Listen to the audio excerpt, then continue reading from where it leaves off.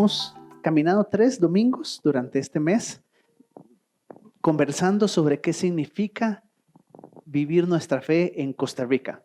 En Costa Rica, el día de hoy, delante de estos retos y realidades que enfrentamos juntos. Y eso es nuestro tercer momento para hacer eso. Se nos ha hecho cortito, pero es también porque hemos tenido ratos hermosos y agradecer al Ministerio de Música por el tiempo que tuvimos el domingo pasado, diferente y también lindo escucharnos los unos a los otros precisamente mientras cantamos. Y también, no sé si recordarán, y está en el internet, sí, habíamos tenido que corregir un detalle, pero está en el internet el testimonio que Alexia Paniagua dio hace, ¿ya qué? 15 días, 22 días, acá. Conmovedor, lloramos también ese domingo. Fueron palabras muy hermosas sobre el ministerio que ha tenido la iglesia hacia el Hogar Sol. Pero sobre este tema en particular, ¿qué hicimos? Bueno, el 1 de septiembre miramos a Elías, quien tenía un plan muy claro de lo que él pensaba que Dios tenía que hacer, que quería un presidente evangélico, quería Elías, clamaba por un presidente evangélico y se enojó cuando Dios no se lo dio. Pero Dios tenía un plan mejor, más maravilloso y más importante, y Elías tuvo que aprenderlo. El 15 de septiembre, gracias por su paciencia, fue un día largo y lo logramos. Repartimos 1,500 vasos de fresco, tomamos café, la pasamos muy bien y también en todo eso nos preguntamos qué significa la palabra libertad, porque el concepto de libertad de Jesús es mejor. No es el concepto clásico que usted siempre ha tenido de libertad, es ausencia de toda atadura, restricción. No, Jesús es más inteligente, dice, todos siempre estamos atados a algo. Lo sabio, lo bueno, es dar nuestra lealtad, nuestra atadura a algo que valga la pena, a algo que realmente lo merezca. Y nos enseña Jesús a vivir así. Hoy quisiera hacerles una pregunta simple que creo que también es muy valiosa en nuestra sociedad costarricense. Como le digo, tuve la oportunidad de escoger estos 3 temas que creo que son 3 desafíos de qué significa vivir en Costa Rica como un cristiano hoy. Y creo que si algo todos podemos estar de acuerdo es que tanto creyentes como no creyentes es que nuestra sociedad costarricense cada vez parece un poquito más mala, ¿verdad? Y por supuesto están las noticias escandalosas que todos vemos todos los días y que nos tienen preocupados, pero no me refiero a eso, sino la gente en general. Si algo pareciera que todos estamos de acuerdo es que usted camina por la calle y no parece que la gente sea buena, como tal vez lo fue en algún pasado, ¿verdad? Nos da ese temor. 2 ejemplos claros. Agarre un carro en Costa Rica y maneje.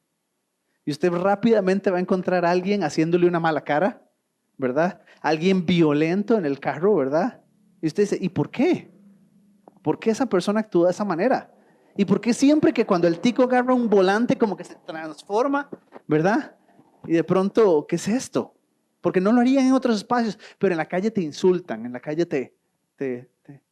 Segundo ejemplo, sobre todo, véalo, y hasta iba a poner una imagen, pero las cosas que dicen en esos chats, no, por respeto a ustedes no las pondría aquí en la pantalla. Vaya a un chat de YouTube, especialmente una noticia medio controversial en el país. Vaya a alguna página oficial del gobierno también, esas también va a encontrar mucho. ¿Okay? Y vea la lista de comentarios, dice, ¿pero qué le pasa a esta gente? ¿Por qué habla de esa manera? O sea, ¿por qué no se da cuenta que lo que están llenando es eso de un montón de odio y un montón de rencilla y un montón? ¿Por qué? ¿Verdad? Y como le digo, si hay una de las pocas cosas que todos estamos de acuerdo es que esta idea general de que nuestra sociedad no está caminando hacia lo bueno, ¿verdad? Y hablo de la sociedad en general porque evidentemente también hay aquellas historias tristes y dolorosas de cosas horribles que pasan, pero hablo de la sociedad en general. Entonces, ante esa situación, valdría la pena que sepamos dar una buena respuesta a esa pregunta. ¿Qué significa ser una persona buena en Costa Rica hoy? ¿Qué significa ser una persona buena? Y lo vamos a hacer a través de un texto del Antiguo Testamento. Quizás es uno de los textos más conocidos de todo el Antiguo Testamento, uno de los versículos más conocidos de todo el Antiguo Testamento, que creo que es maravilloso. Ya vamos a ver por qué. Porque nos deja pensar este texto como lo ven las personas hoy, como lo han visto las personas a través de los siglos y cómo lo deberíamos ver los cristianos. Ya vamos a llegar a eso. Pero ¿qué tal si lo leemos juntos? ¿Me acompañan? Dice así. Tú, Israel, preguntas, ¿con qué me presentaré ante el Señor? ¿Cómo adoraré al Dios Altísimo? ¿Debo presentarme ante Él con holocaustos o con becerros de un año? ¿Le agradará al Señor recibir millares de carneros o 10,000 ríos de aceite? ¿Debo darle mi primogénito a cambio de mi rebelión? Le daré el fruto de mis entrañas por los pecados que he cometido. Hombre, el Señor te ha dado a conocer lo que es bueno y lo que espera de ti, y que no es otra cosa que hacer justicia, amar misericordia y humillarte ante tu Dios. ¿Sí? Les voy a proponer yo entonces que hay tres maneras, interesantemente, y me parece muy interesante este texto, es que si usted se lo da otra vez a todas las personas, todos van a decir, sí, yo estoy de acuerdo con eso, pero por razones distintas. Incluso personas no creyentes pueden leer este pasaje y decir, yo estoy de acuerdo, aunque sea por razones muy distintas a las que usted. Entonces, básicamente les propongo, miremos un momento lo que podría ser la lectura posmoderna, si la palabrilla no le gusta, no es tan importante la palabra, sino la idea de cómo una persona muy moderna hoy lee ese texto o qué es lo que él entendería. Que miremos también por unos minutos lo que tradicionalmente más bien, y yo diría tradicionalmente en Costa Rica también, algunos han entendido como un texto como este. Y finalmente, la que nos importa, ¿verdad? Y la que debe guiarnos es la lectura bíblica. Lo que la Biblia realmente quiere decir a través de un texto como este. ¿Sí? ¿Vamos? ¿Preparados? Listos. Vamos adelante. ¿Qué leería una persona muy moderna, muy universalista, muy diferentes palabras, muy liberal de texto como este? Y yo creo que le llamarían la atención otras cosas, varias cosas. ¿Qué es lo que espera Dios de ti? No es otra cosa que, es esto, no es otra cosa. No es venir a la iglesia. Yo no necesito venir a la iglesia. Ahí no dice que tengo que venir a la iglesia. ¿Se dan cuenta? No dice ahí, por ejemplo, que yo tengo que ofrendar. No tengo que ofrendar. No tengo que aceptar su credo de su dominación. No es nada de eso. ¿Verdad? El texto dice, no es nada de esas cosas. Y muchas personas dirían, eso me gusta. Como le digo, toda clase de personas podría leer este texto y cada uno va a encontrar algo con lo que está de acuerdo. No es aceptar un credo, no es aceptar una denominación específica, no es comprometerme, no es venir los domingos, y vea qué interesante, es ante tu Dios. Y así es como lo ven. Incluso mucha gente se pregunta, no son todas las religiones lo mismo. ¿Ve? No son todas las religiones lo mismo. ¿Qué es lo que al final importa? Viva una buena vida ante ese Dios que usted crea, ¿verdad? Viva de esa manera ante ese Dios que usted crea y todo va a estar bien. Acá, paréntesis. No estoy diciendo que esa es la lectura correcta de este texto. Lo que digo es que interesante porque muchos leen un pasaje como este y dirán exactamente eso. Ven, no se trata de usted tenga su Dios y cada quien tiene su Dios y cada quien crea lo que quiere mientras vivan una vida correcta, mientras respeten a los demás, mientras haya misericordia, todo nos va a ir bien. ¿Okay? Esa es la lectura postmoderna que yo creo que mucha gente oye. Y por eso, y me encantan estas tres lecturas porque le digo, en Costa Rica hoy nos toca convivir con las tres. Cuando usted habla con gente en la calle, usted va a encontrar gente que piensa así. ¿Ok? Y yo también va a encontrar gente que piensa de este texto de la manera más tradicional también. Y en medio de todo eso estamos metidos nosotros, que yo quisiera, ojalá, sí podamos leer este texto, como la Biblia nos invita a leer este texto. Pero entonces, ¿cuál sería la segunda lectura tradicional a este texto? Dios quiere algo de nosotros. ¿Qué quiere Dios? Para ser bueno tenemos que responder a qué quiere Dios. ¿Con qué me presentaré? ¿Cómo adoraré? ¿Qué le agrada al Señor? ¿Verdad? Todas esas cosas. Y cada una de las tradiciones de fe le ha dado una respuesta a esa pregunta. Cada una respuesta específica y particular, ¿verdad? ¿Qué dicen los católicos? ¿Cómo responden a esa pregunta? Cumpla los sacramentos. Viva conforme a los sacramentos. Cúmplalos. Todo está bien. ¿Qué van a decir los bautistas? Venga los domingos a la iglesia, ¿verdad? Y lea la Biblia, ¿verdad? Hay una respuesta a esa pregunta y esa es. ¿Qué van a decir algunos hermanos muy carismáticos? Usted necesita una experiencia emocional, es lo que necesita. Una experiencia religiosa, sí.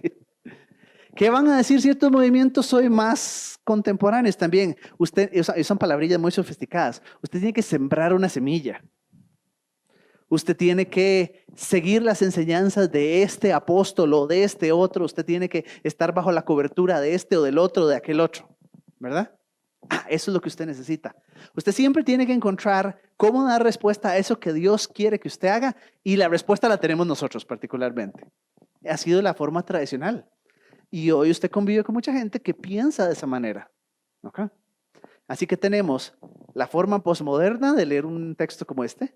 Tenemos la forma tradicional, pero ¿cuál nos interesa? Vamos de una vez, ahora sí. Hay una manera correcta de entender este texto, que no es ninguna de las dos anteriores. Les propongo yo.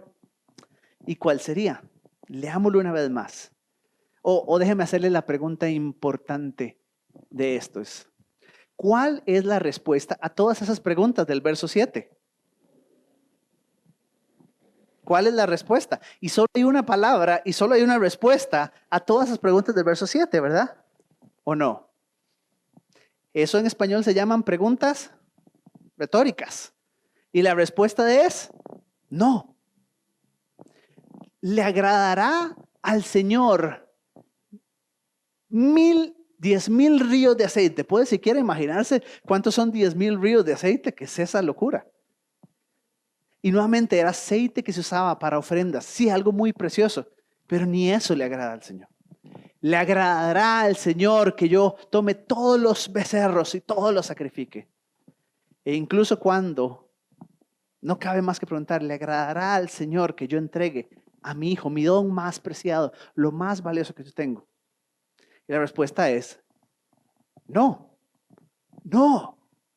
Porque el verso 8 va a decir que sí le agrada al Señor. Pero detengámonos un momentito para entender eso, porque es fundamental. Dice Isaías 64:6, que aún nuestras mejores obras son trapo de inmundicia al Señor. Que sencillamente nada de lo que yo pueda hacer, no hay ofrenda. Porque cuando tenemos un Dios que es 3 veces santo, tan absolutamente santo, entonces no hay ofrenda que alcance. Y no tiene que ver con que es delicado, tiene que ver con que es santo. Y no tiene que ver con que es muy delicadito, muy suavecito. No, tiene que ver que su dignidad, su nombre y su poder son tan maravillosos que no se puede a sí mismo dar por menos. Que aceptar cualquier otra cosa que esa sería darse a sí mismo por menos. Y Él no lo hace. Entonces no hay nada que yo pueda ofrecer que agrade a ese Señor en sacrificio. O mírelo de esta manera también pero me pone en una situación muy simpática, ¿verdad? Porque Dios mismo les enseñó al pueblo a hacer sacrificios. ¿Okay? ¿Por qué lo hizo? La respuesta es esta. Dios les dio al pueblo la ley. ¿Recuerdan Éxodo? Y inmediatamente después de darles la ley, ¿qué les dio? El sistema de sacrificios. Pero si ya les había dado la ley, ¿para qué me das para qué? O sea, si me dijiste, viva de esta manera, ¿por qué ahora me estás diciendo y haga esto cuando usted no viva de esa manera? Porque Dios le está diciendo, ustedes no van a poder vivir de esta manera.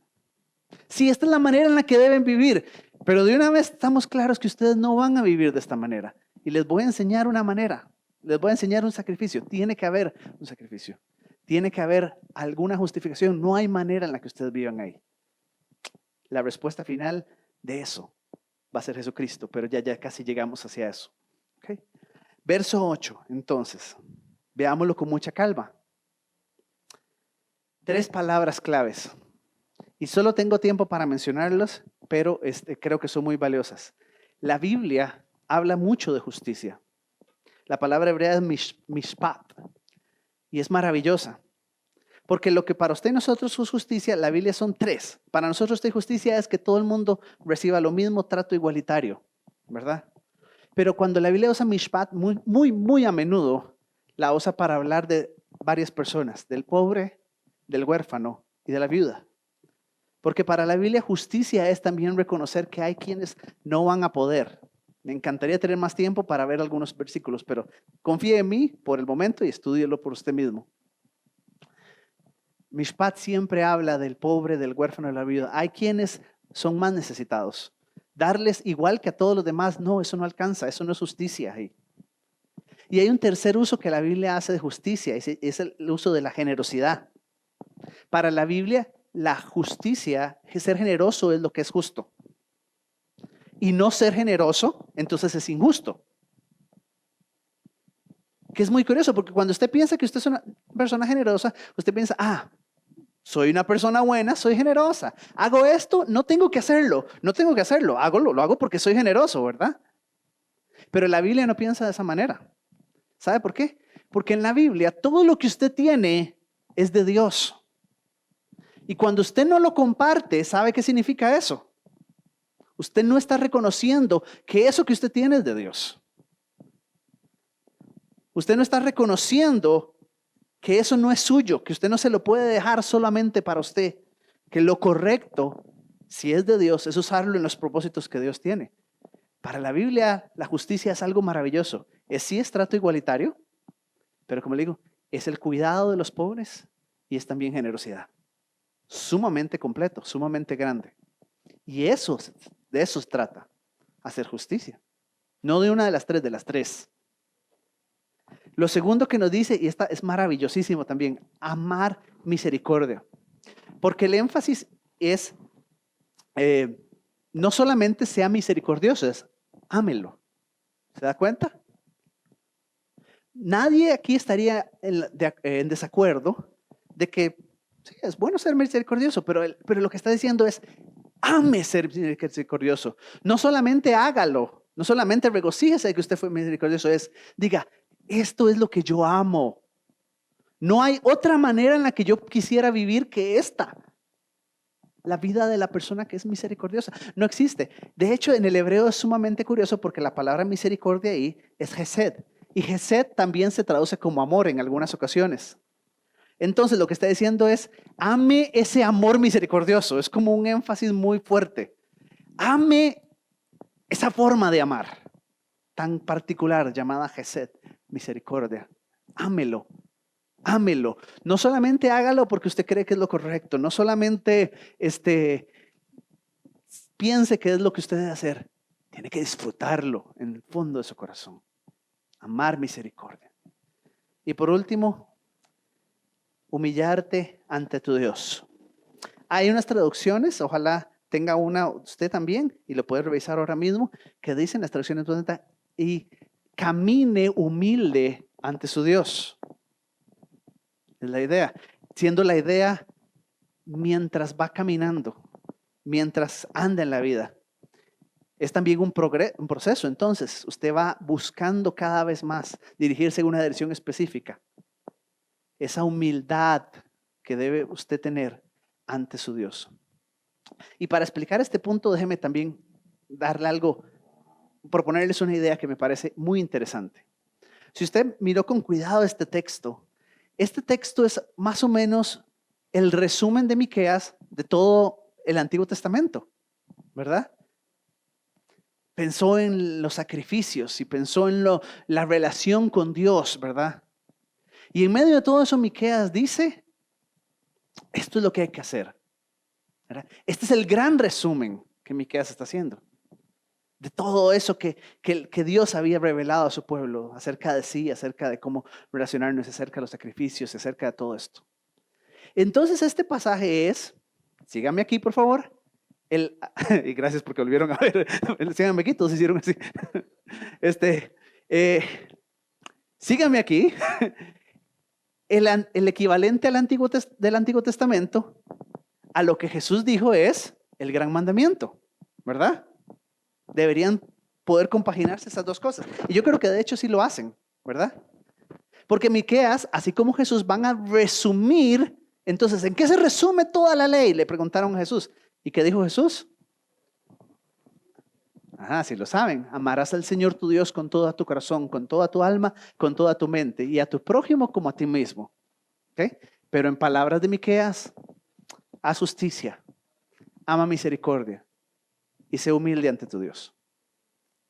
Déjame decir algo entonces, ahora que ya pudimos hacer esa relación con respecto a Jesús. Siempre, las dos ocasiones especialmente, que se narran en varios evangelios, pero podríamos decir son dos ocasiones en particular, donde Jesús responde a esa pregunta de esa manera: ama al Señor tu Dios con todo tu corazón y a tu prójimo como a ti mismo. Las dos ocasiones tienen una cosa en común. En una, usted la recuerda muy bien, vino un joven rico, ¿verdad? Y el joven rico dijo: yo cumplo toda la ley. Y Dios le dijo: ame al Señor tu Dios. Yo todo eso lo hago, ¿verdad? Y la otra ocasión es cuando también los fariseos querían poner a prueba a Jesús y vinieron y le hicieron: ¿cuál es el resumen de toda la ley? ¿Verdad? Y en ambas ocasiones lo que tienen en común es que Jesús está usando ese versículo para decirles: usted no lo está haciendo. Usted cree que lo hace, pero usted no lo está haciendo. Usted realmente no ama al Señor con todo su corazón. Si usted es honesto con usted mismo, usted tiene que reconocer que no. Que usted ha tenido muchos otros amores también. Y que no siempre el Señor ha estado primero. Y usted tiene que ser honesto con usted mismo y reconocer que a su prójimo también no lo ha amado como se ama usted mismo. Se ha amado a usted mismo más que a su prójimo en la mayoría de las ocasiones. Y humillarte ante tu Dios es precisamente quizás esa misma idea. Reconozca que no lo está haciendo. Reconozca que nos cuesta. Reconozca que no somos buenos. Que tenemos montones de excusas para decir por qué creemos que hacemos muy bien. Pero que yo tengo que vivir humildemente diciendo: Dios, no soy bueno. Reconozca que no puedo. C.S. Lewis lo decía de esta manera: lo que el hombre necesita no es solamente una pinturita por fuera. Lo que el hombre necesita para ser bueno es cambio total, salvación, misericordia. ¿Qué tiene el cristianismo? Que entiende el cristianismo, que no entiende ninguna otra persona. Todo el mundo tiene su idea de qué significa ser bueno, pero solo la fe cristiana logra entender esta parte. No alcanza. Aquello que está mal en el ser humano es tan profundo que no alcanza. No alcanza solo con buenas intenciones. No alcanza solo con tapar, pintar un poquito. El ser humano necesita una transformación real y completa en su vida. Me gusta mucho como lo dice también C.S. Lewis. Lo más importante que aprendemos de un intento serio de practicar las virtudes cristianas es que fracasamos. Lo más importante que usted tiene que aprender cuando usted más trata de ser bueno es darse cuenta que no puede. Que no puede por usted mismo, pero aquí es donde esto se pone interesante. Si teníamos la idea de que Dios nos había puesto una especie de examen y de que podíamos obtener buenas notas mereciéndolas, esa idea tiene que ser abandonada.